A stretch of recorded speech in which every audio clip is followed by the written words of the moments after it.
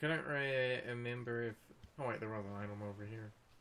There are items all over this crazy game. Yay, potion. Yeah. Yeah. Mm.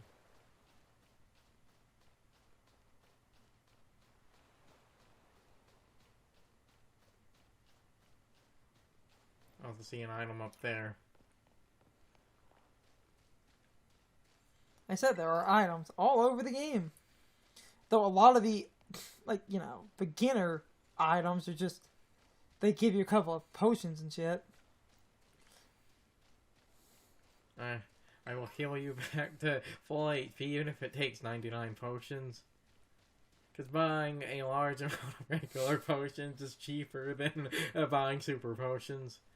Up to a certain extent, until the value starts to equal out, where you're generally... Like... Though I also wanted to see if I could do it, and to just be because I was too lazy to go refresh, and I'm also the person that used basically the non-perishable healing items in bonding Kainos. Meaning I healed through most of that game was honey, tea, and beer, the American way. As you do.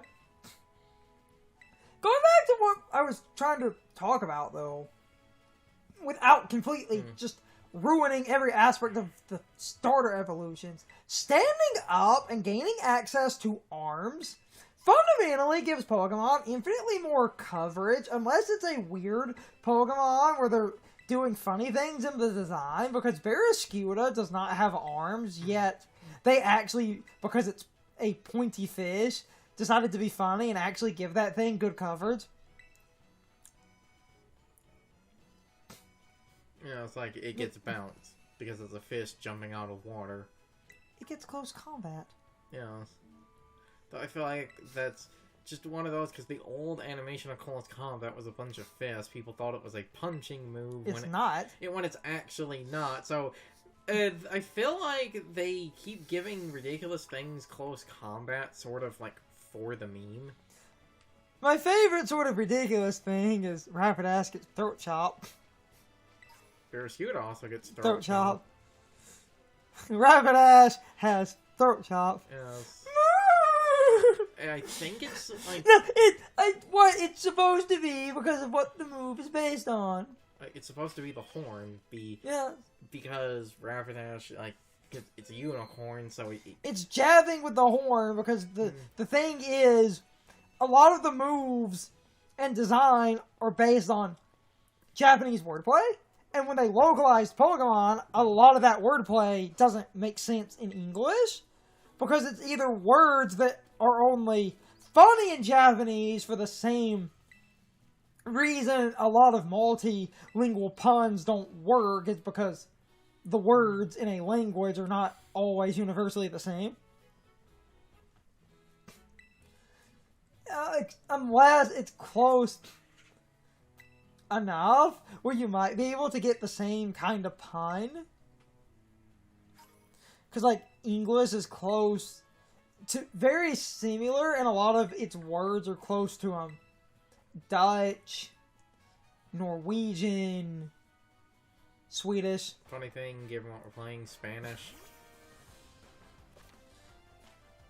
So there is some overlap in...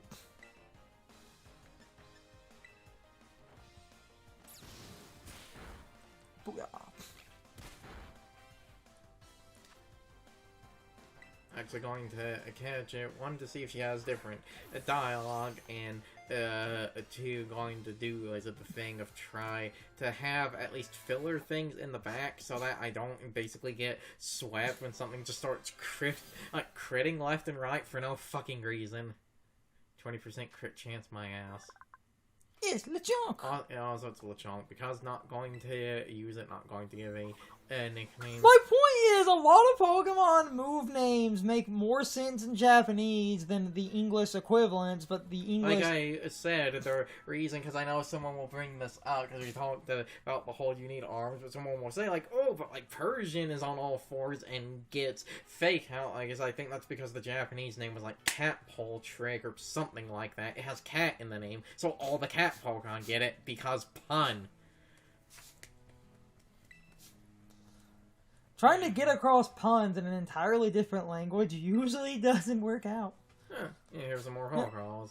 No, regardless, I just didn't... Okay, that's why I wanted to... I just didn't want Lechonk. It's not... Like I said, I'm not going to use Lechonk, like, at all. Damn it, nobody is. Damn. I can't even straight face when I try. I've looked at Lechonk, and I've looked from a competitive standpoint where I will even kind of defend weird niche applications of certain Pokemon far beyond other people in a way where I feel I'm often less narrow-minded than a bunch of people into competitive, where I can at least look at a few things and go, okay, there is an actual niche here. Lechonk, you know, to be fair, with like all the stuff here and with the changes and stuff the game made, it's not like I can just, you know, get ambushed by walking through tall grass. I can just simply avoid things. Oh, super potion. I can just simply avoid things and also avoid the trainers if I want to. It's just I've had a few times in a Pokemon game when I know what I want. I avoid catching other things, and it's like, oh, you just like happen to basically get jumped by like the fastest thing in the grass. Try to escape. Oh, look at that, you failed the like 90% escape chance. Oh, look at that, Alakazam is critting you in the face now, and you die. Yeah, but this game being open is at least a better... Yeah, like I said, I can just walk around everything. For the most part, yes. Which I like! And I like that they don't force you into trainer battles. Yeah. Because this is a good... Like, we didn't really talk about it because I was looking for shit. And because this is Carson's playthrough, and we've already ran through mine, I'm going to shift opinions because I was playing Scarlet, he wanted to play Violet, and I'm like, fine, we'll just split it. Missed a shiny spot in the grass. Where? What? Those are items. The little sparkly things. I didn't comment on it. I grabbed a few of those. The big obvious items are the Pokeballs. And, like, hold on. Other thing, because we didn't comment on it, the Pokeball, like a bunch of older games, but more specifically, like, that's a regular Pokeball. The regular looking Pokeballs are always, like, miscellaneous items. The yellow ones are the TMs and stuff, and this game had, I think, 1 or 2 extra colors to justify and explain without needing to completely... It's basic... God damn it. Slur my words. It's to justify the open design the way other Pokemon games did, where they color code items, which I like. So if you see a regular looking Pokeball, it's never going to be a TM. And the yellow ones are the TMs. And a controversial point, but I think this is sort of the best of sort of both worlds here. Everyone is complaining that there's a lot of like purist people that are complaining that this game is regressive because we're back to single-use TMs, and everyone's like, oh my god, like, unlimited TMs was the best thing ever. Like, single use is so stupid. Why would they ever go back to that? Except, here's the thing, and I think this is a perfect compromise. When you get a TM in this game once, it becomes craftable. And because it becomes craftable, that fixes the biggest problem that was something that... Also, did I just pick up an ether? You picked up a few. Holy shit, that never fucking happens. Yeah.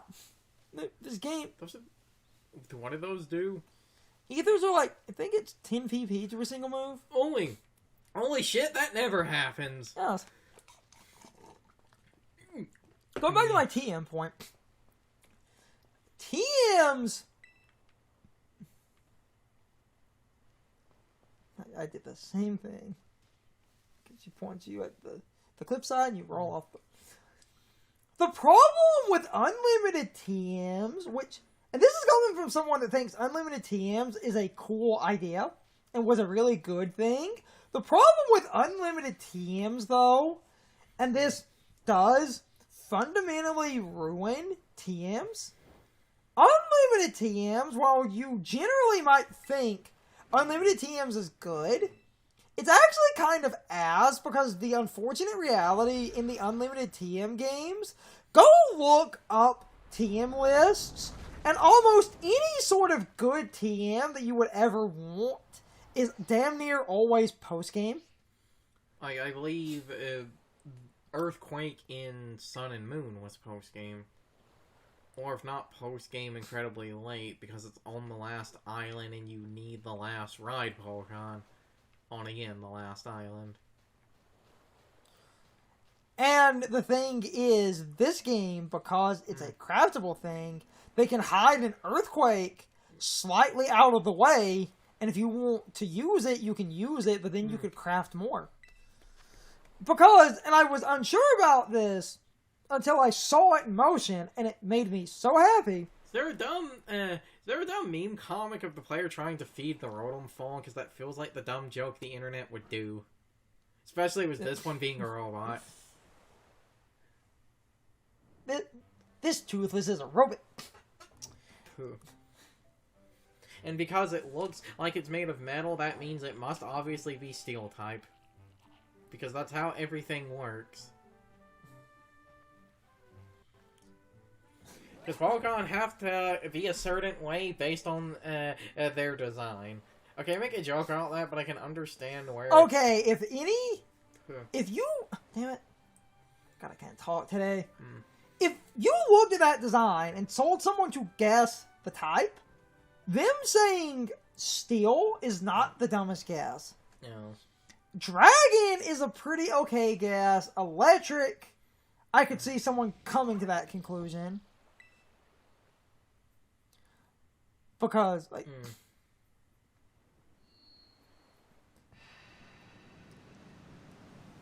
Because and it's funny, you were talking about the steel type thing, because back in the day there, with leaks, because I did follow a bunch of leaks, because they were hard to avoid, and I, just interested in some shit. I was like, fuck it, because I also love kind of following leaks, because whenever a leak is horribly wrong, I like laughing at people. I like pointing and laughing at people. But there was a leak for the typings, and that was actually spot fucking on, and I got in this literal argument with, and I know you were not accounting for this, because you were just doing general statements, but the fact that you said, it looks like that, it must be steel.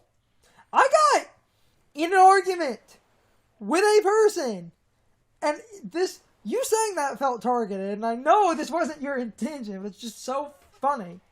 I got in an argument with a person where I was following some leaks, and Crydon and Miraidon had, been revealed, but, we didn't know anything about these, and then, all these leaks start showing up, like, the Riddler, and, Kaka started showing up, and then the types were leaking, and because the types were leaking, there was pretty compelling evidence based on the designs, where you could look at the designs and go, okay, that typing at least makes some sense. And I literally got in an argument with someone, and I don't want to come off like an asshole, but it was literally, I'm laughing, kind of in sort of straight face into this, and this is me sort of explaining what they were saying kind of badly, but the short version is, someone looked at, this design, and literally said, the leak must be, it's like, that leaker cannot be telling the truth. Look at this design. Obviously steel type, so I know I'm right, because that definitely cannot be what the leaker is saying, because it's like, me, random person, No, I mean, that's even just outside of that one person and that yes, one but league. It's like, this is what people always fucking do with Pokemon when people will, look at something and just have an assumption of the type. Remember the fucking shitstorm that happened in Sun and Moon when everyone was like, oh, Sun Legendary must be Fire type, and then it wasn't, and everyone flipped their collective shit about why no Fire. If Sun Pokemon, why not Fire? there is still, if Sun Pokemon, why not Fire? Also, I just started laughing to myself for this whole other joke that just came to me because we're jumping between, like, you're playing this, I'm playing Scarlet, you're playing Violet, and this joke just came to me. You're hanging out with George Jetson, I've got Fred Flintstone. I said at Meet some... George Jetson. I said his boy Elroy. At some point during this, even if it's not a consistent... I said at some a point during this, even if it's not a consistent thing because of these being mostly separated, if you ever in a single video flip between the footage of like one or the other, I asked you to get the Sonic CD past and future sound bites and have the little past or future sign appear in like the bottom right corner of the screen. I am only going to flip-flop if there is something related to one video, and I know we recorded it in the... Also, you want to talk about... No, I didn't comment on it in the Scarlet playthrough, but it was just this crazy fact that is absolutely nuts if I understood it right. If I'm wrong about this, like, not that this totally matters in a game with naturements and everything, but it's just something so damn funny to me. What? Because, like, obviously you can eventually use those motherfuckers in battles. Their stats have already been rolled. That makes sense, though, No. because it's in your party without being in your No, party. it's just that... damn it. It's the idea that you're hanging out with this thing, and that they've already, from the moment you, like, give it that sandwich...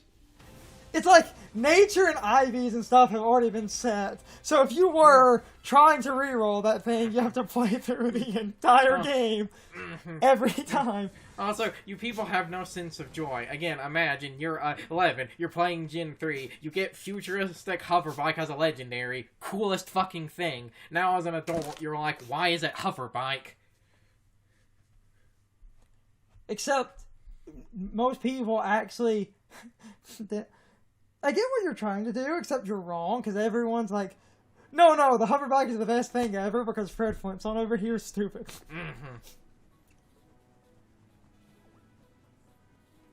People are so butthurt that the past one does not use its appendages as wheels. Well, another thing I find really funny about that, because this one is a hover bike, it technically doesn't use them as fucking wheels. Yes, it does. I said technically. No. I know what you're doing, we'll get there later. Anyway. We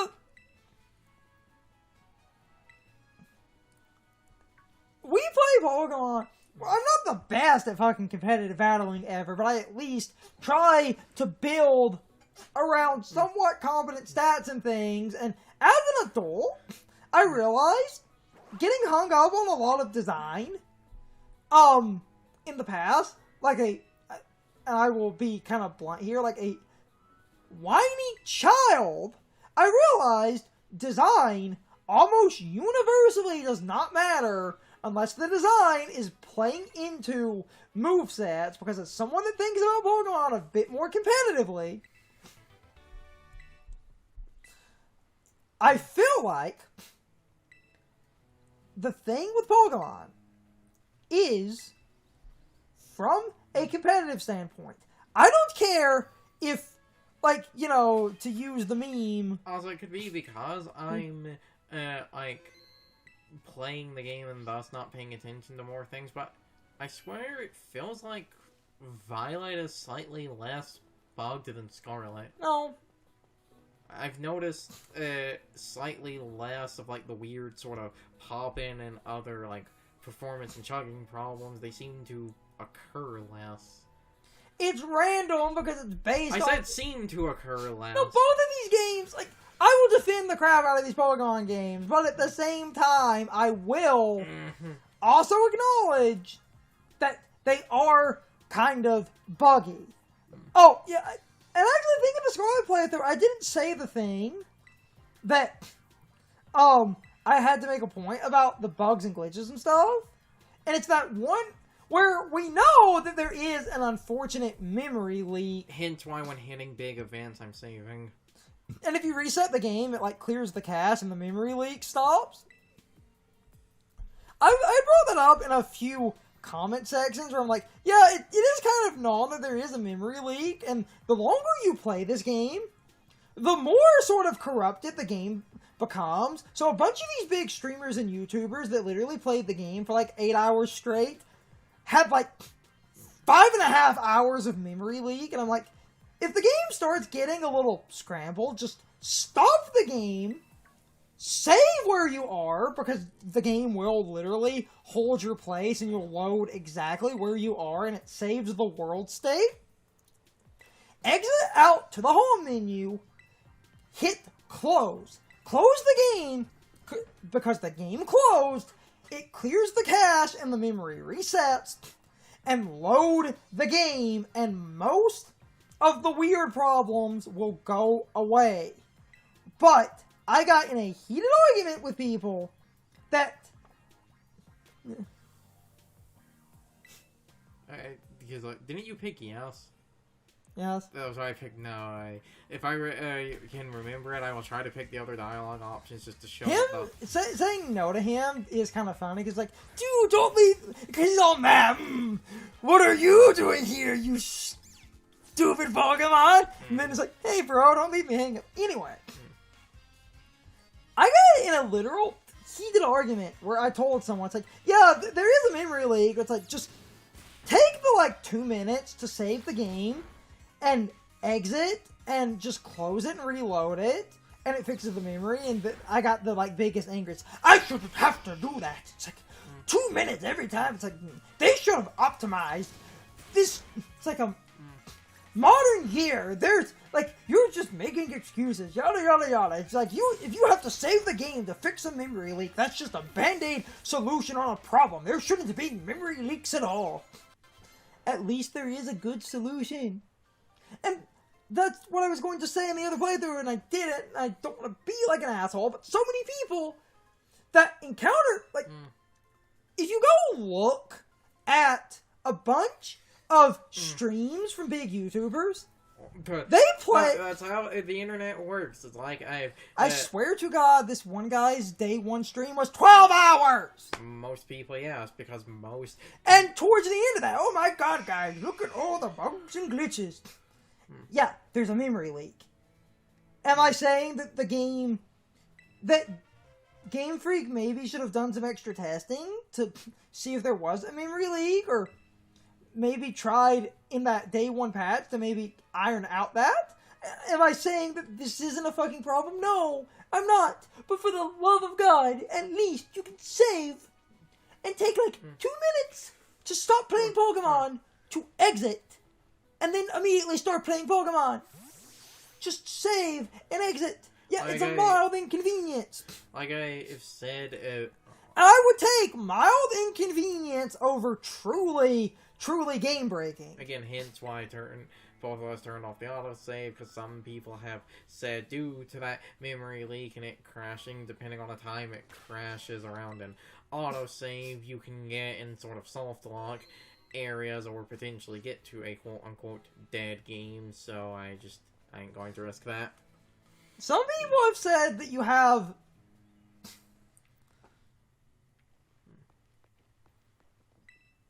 Some people have said that they had a weird thing where the autosave actually fucked them over, and they loaded like the game on an autosave and we're like stuck in a wall or something. Though remember, as we brought the unfortunate thing because of the way the internet is, it's hard to tell how many of these complaints come from. How many complaints are from a legitimate copy of the game, and how many people pirated the ISO, and how many people that pirated the ISO did not pirate an ISO that has that first stability patch. Because, like, as an example, it was the internet.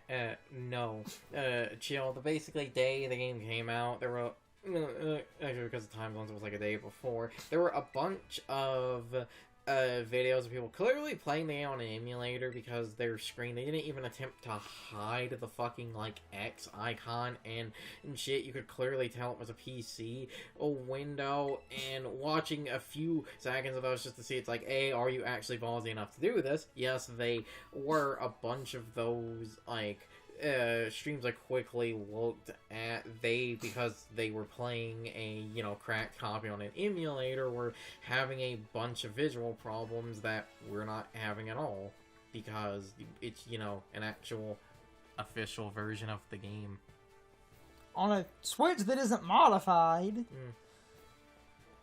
It's going to go to the center and everything, and... There's the whooper.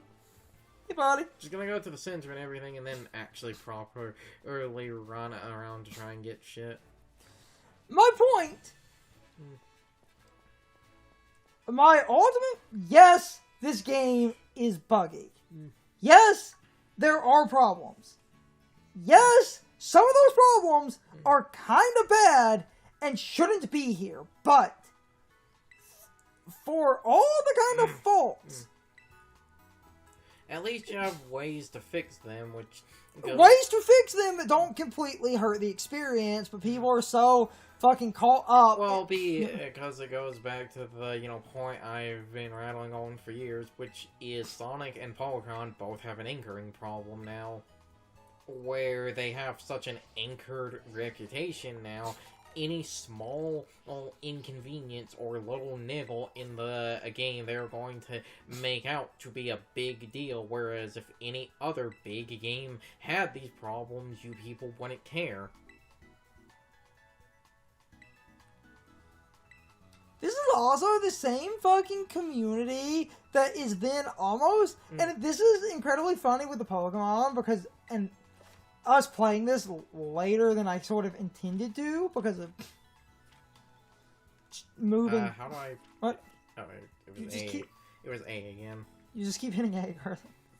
B was back. Anyway.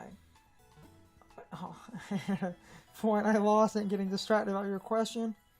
Damn it. You were saying... Oh, wait! No! I remember now.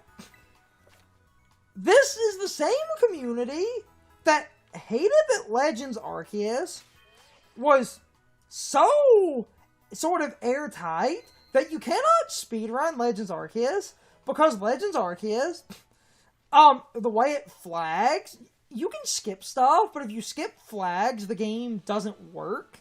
This is the same community of people that then, because of how sort of buggy Scarlet and Violet is, this has become, like, a top fucking speedrunning game because of just how much the kind of janky nonsense actually lets you destroy this game. So, the same people that want the game to be stable are also the same people that are absolutely jerking off all the janky speedrun glitches, and you're the same people that as soon as those glitches and exploits are patched, or if Game Freak did a ban sweep for people exploiting certain duplication glitches and shit, because sometimes they will do a light ban sweep and disconnect people from the online for doing duplication bugs. You're the same people that complain that the game is, like, broken, yet you're exploiting glitches and shit. How do I get down there? You could jump off the cliff. There. If you want to go off a cliff easier because you auto-stop, just slide off. it's time for the question of the day and my overall thoughts on the topic. So anyway, how many of you agree with the point I was trying to make about that memory leak and all the controversies tied to that? I will try to make my overall point here quick. Yes, the memory leak is a problem and can break the game. Yes, missing a memory leak like that in a video game during development is bad. And yes, it is inconvenient that stopping the memory leak requires you to stop playing, but for the love of Christ, it is only like 2 minutes. It is not really that bad. It is a mild inconvenience at best, and I feel everyone complaining about this is whining. And no, I'm not just defending this as a crazy Pokemon fan or as someone being hypocritical for attacking other games for game-breaking bugs and glitches, because I will do that a lot. All I'm saying is playing the game in one sitting tends to make the memory leak worse. The longer you play, the worse it gets. So, saving in the middle of a play session and basically exiting to the home menu, closing the software, and relaunching the game fixes the memory leak, because resetting undoes all of the extra data that was running in the background. It's not really that bad, and I would much rather have a memory leak that can be fixed by simply saving and exiting versus a far, far worse problem, because, good God, I get tired of dealing with games that are fundamentally broken, where this is fundamentally broken if you let the memory leak continue, but if you stop the memory leak with periodic saving and exiting, closing the game, and resetting, the game runs fine. And even then, I've seen a lot of people play for long periods of time and actually not run into that much of a memory leak. And I really do think a lot of that is people playing illegal ISO rips on an emulator. Yes, the actual game is not perfect. And yes, it is a broken mess at points, but a lot of the problems can be mitigated or ignored outright. And I would rather have a semi-problematic game where I can fix a few things by being mildly inconvenienced for 5 minutes versus a game that is just fundamentally broken. But anyway, I'm rambling. You can leave your thoughts, opinions, and answers in the comments, or you can leave them on social media. All of my social media links, as well as my Discord links, are in the video description. Now, as always, I need to be a shill for a minute. If you subscribe to the channel and if you follow me on social media, that really helps our communities grow. But anyway, I hope you all enjoyed the video, and I hope I will see you all next time. So, as always, good morning, good afternoon, good evening, or good night, everybody. I hope you come back someday. See you later.